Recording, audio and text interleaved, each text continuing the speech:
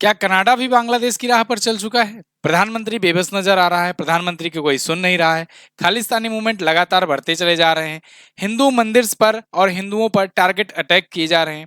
अभी रिसेंट घटना जिस पर आज हम लोग चर्चा करने वाले हैं, एक हिंदू मंदिर सभा में अटैक हुआ। खालिस्तानी झंडे लेकर के आए थे लोग और वहां पर हिंदुओं पर अटैक किया गया। आज की वीडियो में डिटेल से डिस्कस करेंगे हम लोग भारत और कनाडा के रिलेशन के बारे में। साथ ही साथ क्या ये चीजें होने जा रही हैं, इसके आगे का क्या परिणाम हो सकता है, इस पर भी हम लोग नजर डालेंगे। तो नमस्कार, मैं सुमित मिश्रा स्वागत करता हूं एक बार फिर से आप सभी का एमजेटी एजुकेशन में। शुरुआत करते हैं आज की वीडियो। कनाडा में अभी रिसेंट आज की एक घटना आई सामने, जिसका वीडियो खूब वायरल हो रहा है सोशल मीडिया पर, कि खालिस्तान मूवमेंट को सपोर्ट करने वाले कुछ कनाडियन आए और फिर से वही खालिस्तान मूवमेंट को लेकर के नारेबाजी करना, इंडियन गवर्नमेंट के खिलाफ आंदोलन करना, इंडियन कंसुलेट या इंडियन जो एम्बेसी है उसके खिलाफ नारेबाजी करना, ये सब करना शुरू कर दिए। ये घटना हुई दोस्तों कनाडा के ब्रैम्पटन में। रविवार को हिंदू सभा मंदिर में लोगों पर जो आए हुए थे उन पर खालिस्तानी समर्थकों ने हमला कर दिया था। लाठी डंडे से उन्हें मारा पीटा। और तो और हद तो तब हो गई जब वहां पर जब पुलिस आती है ना, वो पुलिस भी श्रद्धालुओं को ही पीट रही है। वो यहाँ खालिस्तानी जो समर्थक हैं उन पर नहीं अटैक कर रही। इस सब चीज का वीडियो जो है सोशल मीडिया पर खूब तेजी से वायरल हो रहा है। यहाँ पर कॉपीराइट के इशू के चलते मैं आपको शो नहीं करा सकता, लेकिन ये इतना बड़ा सीरियस मैटर है कि आप ये देखिए, पीएम मोदी भी इस पर ट्वीट किए हैं। पीएम मोदी ने भी इस बात की निंदा की हुई है और भी भारत के जितने भी बड़े बड़े लीडर्स हैं उन सब ने निंदा की है इस चीज की, इस घटना की। मैं कनाडा में हिंदू मंदिर पर जानबूझ किए गए हमले की कड़ी निंदा करता हूं। पीएम मोदी ने ये लिखा है। हमारे डिप्लोमेट्स को डराने की कायरतापूर्ण प्रयास भी उतने ही निंदनीय हैं। ऐसे हिंसक कृत्य भारत के संकल्प को कभी कमजोर नहीं कर सकते। हमें उम्मीद है कि कनाडा सरकार न्याय सुनिश्चित करेगी और कानून के शासन को बनाए रखने का प्रयास करेगी। जब कोई देश का प्रधानमंत्री इस बात को ऐसे इस हिसाब से बोल रहा है क्योंकि वहां टारगेट जानबूझकर हमले किए जा रहे हैं और साथ ही साथ में जो अपने डिप्लोमेट्स हैं इंडिया के, उनको डराने की भी यहाँ प्रयास किए जा रहे हैं। लगातार धमकियां दी जा रही हैं कि बाहर निकलोगे तो मरवा दिए जाओगे। तो इन सब घटनाओं की यहाँ निंदा की गई है। लेकिन जब सरकार ही मिली हो, जब सरकार ही समर्थन में हो, तो कहां तक क्या किया जा सकता है। कनाडा के जो प्रधानमंत्री हैं जस्टिन ट्रूडो, ये अपनी आदतों से बाज नहीं आ रहे हैं। ये कभी कहते हैं कि यहाँ के जो गृह मंत्री हैं उन्होंने आदेश दिलाया था इनके जो चहेते रहे हैं निज्जर, उनकी हत्या करवाने में। अभी कुछ दिन पहले ही यहाँ पर जस्टिन ट्रूडो की सरकार ने आरोप लगाए थे कि गृह मंत्री का हाथ था। गृह मंत्री जो हैं ये रॉ एजेंट्स के माध्यम से यहाँ पर खालिस्तानी समर्थकों को यहाँ मरवा रहे थे, टारगेट किलिंग करवा रहे थे। और जो मतलब इनके हिसाब से तो इनके यहाँ के नागरिक हैं, सो कॉल्ड चहेते नागरिक हैं। बाकी भारत के हिसाब से तो वो एनआईए के मोस्ट वांटेड आरोपी थे, जितने भी मारे गए, चाहे वो निज्जर हो चाहे और भी बाकी के हों। लेकिन सबको लेकर के कनाडा लगातार भारत पर आरोप लगा रहा था। इससे पहले जो अपने वहां पर कनाडा के हाई कमिश्नर थे, उनको संजय कुमार वर्मा को पर्सन ऑफ इंटरेस्ट घोषित कर दिया था इसने। और कनाडा ने ये कहा कि ये पूरी तरीके से इन्वॉल्व थे रॉ एजेंट्स की मदद करने में, और रॉ एजेंट जो है वो लॉरेंस बिश्नोई की मदद से वहां पर टारगेट किलिंग करा रहा था। और तो और हद तो तब हो गई जब कनाडा ने भारत जैसे इतने विशालतम देश को, दुनिया का जो सबसे बड़ा लोकतंत्र है, उसको अपने दुश्मन देशों की लिस्ट में डाल दिया कि ये दुश्मन देश की कैटेगरी में आता है, ये सिक्योर नहीं है कनाडा के लिए, कनाडा के लिए सेफ नहीं है। ये सारी प्रॉब्लम्स जो है ना, ये सब शुरू हुई है हरदीप सिंह निज्जर की हत्या के बाद से। हरदीप सिंह निज्जर जो कि मतलब भारतीयों के लिए एनआईए का तो मोस्ट वांटेड ये आतंकवादी है, लेकिन कनाडा की नज़र से कनाडा में एक बहुत बड़ा चहेता था। तो खालिस्तान मूवमेंट को ये बढ़ावा देता था हरदीप सिंह निज्जर।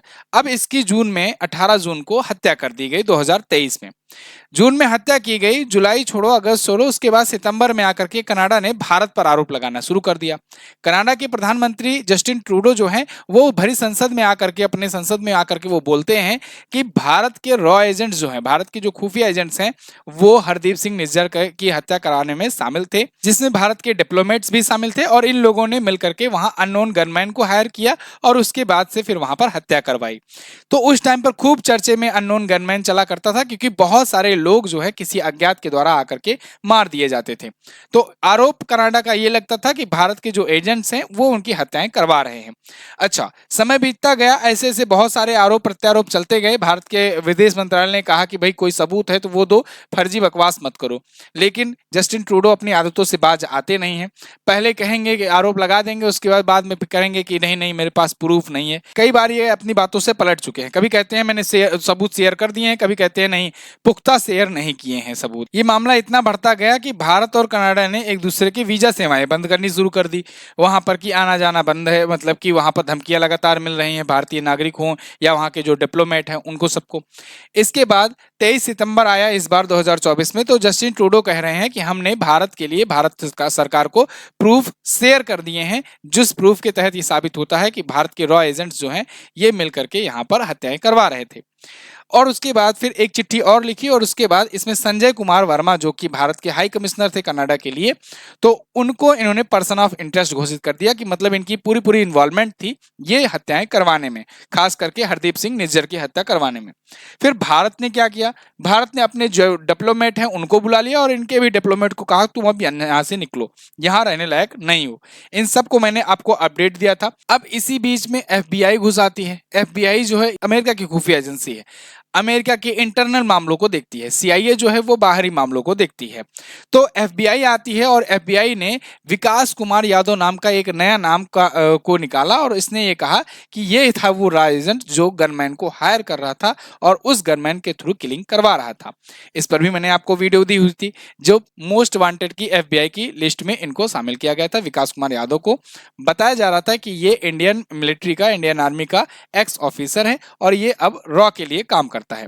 हालांकि भारत ने इस पर सफाई दी और कहा कि ये भाई पहले से ही तिहाड़ जेल में बंद है। फिर इसके बाद कनाडा की पुलिस फिर सामने आती है और कनाडा की पुलिस आकर के कहती है नहीं, ये जो रॉ एजेंट है ना, ये लोग खुद नहीं करते थे, ये लोग लॉरेंस बिश्नोई गैंग की मदद लिया करते थे और लॉरेंस बिश्नोई गैंग के थ्रू कराया करते थे टारगेट किलिंग। अब इस पर भारत ने फिर से रिप्लाई किया कि अच्छा भाई ये बताओ, जब मैंने अभी अब से कुछ महीनों पहले और 2022 से लेकर के मैंने कई बार आपको नोटिस भेजी कि भाई लॉरेंस बिश्नोई के कुछ शूटर आपके यहाँ जाकर के शरण लेकर के रह रहे हैं, उनको वहां पर प्रत्यार्पण कर दो, उनको गिरफ्तार करने दो, या तो गिरफ्तार करके हमारे पास भेज दो। तब तो तुम्हारे नहीं सुनाई दिया और आज बता रहे हो कि नहीं लॉरेंस बिश्नोई की गैंग की मदद ले रहा है रॉ। इतने भी भैया रॉ के बुरे दिन नहीं आए हैं, रॉ अभी भी टॉप सीक्रेट एजेंसीज में गिनी जाती है। एक भाई साहब ये निकल करके आए, इनको तो इनका जो भी नाम है पन्नू वन्नू, इनको तो मैं बंदर ही कहता हूँ, ये निकल करके कुछ भी कभी भी आता है तो बोलता है बस आज 75 एयरपोर्ट में धमाके होंगे, आज से इतने एयरपोर्ट में धमाके होंगे, उतने एयरपोर्ट में धमाके होंगे, लगातार धमकियां भारत के खिलाफ देता रहता है और ये वही रहता है कनाडा में और अमेरिका में घूम घाम करके। ये गुरपवंत सिंह पन्नू है। अब इसको लेकर के अमेरिका बीच में कूदा था क्योंकि अमेरिका में इस पर अटैक का अटेम्प्ट किया गया था, ऐसा अमेरिका की सीआईए का कहना है कि अमेरिका में इंडिया के जो एजेंट्स हैं वो गनमैन हायर करके इनको अटैक कर रहे थे, है ना, मतलब कुछ चिल्लर पैसे का वो दिखा करके ये लोग ये वीडियो रिकॉर्ड करके बनाए कि वो कुछ फुटकर पैसे दे रहे थे, 1000-2000, और इसको मारने की बात की रही थी। अब बताओ, खुद देखो कि इसकी कीमत 1000-2000 रुपए है कि कोई 1000-2000 रुपए दे करके, मतलब जो वीडियो आई उसमें आप देखोगे 2-4-10 नोट है, वो नोट देते हुए ये सीआईए का कहना है कि ये जो अननोन गैनमैन है उनको हायर किया जा रहा था, ये पैसा दिया जा रहा था, रंगे हाथों हमने पकड़ लिया है। वो इतने फुटकर में सोचो कि मरवाए जा रहे हैं, ऐसी इनकी हालत हो गई है। ये कुछ ऐसे खालिस्तानी समर्थक आतंकवादी थे जिनको समय समय पर किसी अज्ञात ने आकर के निपटा दिया, इनके अंजाम तक इनको पहुंचा दिया।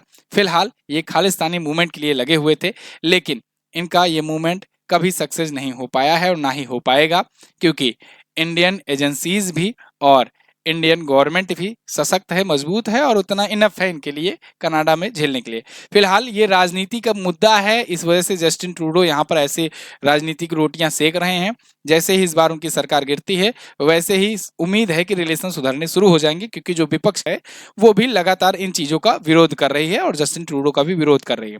वहीं जस्टिन ट्रूडो लगातार इस चीज का समर्थन कर रहे हैं।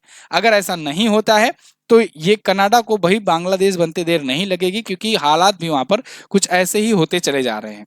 अब वहां पर जो हिंदू कम्युनिटी के लोग रह रहे हैं वो भी थोड़ा सा खुल करके सामने आ रहे हैं, वो भी अपने राइट्स को लेकर के यहाँ पर प्रोटेस्ट करना स्टार्ट कर रहे हैं। तो अब ऐसे में अब यही देखना होगा कि खालिस्तान के मूवमेंट को सपोर्ट करने वाले लोग वहां पर भारी पड़ते हैं या हिंदू समर्थक लोग वहां पर भारी पड़ते हैं। आपको क्या लगता है आप कमेंट करके जरूर बताइएगा। देखना दिलचस्प ये भी होगा कि आने वाला जो चुनाव होता है कनाडा में वो कौन जीतता है, उसके बाद वहां पर क्या रुख बदलता है। फिलहाल अभी मैं आपको यहीं पर छोड़े जा रहा हूं, आगे जो भी कोई नया अपडेट आता है मैं आपको जरूर अवगत कराऊंगा। थैंक यू सो मच, मिलेंगे अगली वीडियो में, तब तक के लिए नमस्कार, जय हिंद, वंदे मातरम। और हाँ, वीडियो पसंद आई है सब्सक्राइब जरूर कर लेना। Thank you so much.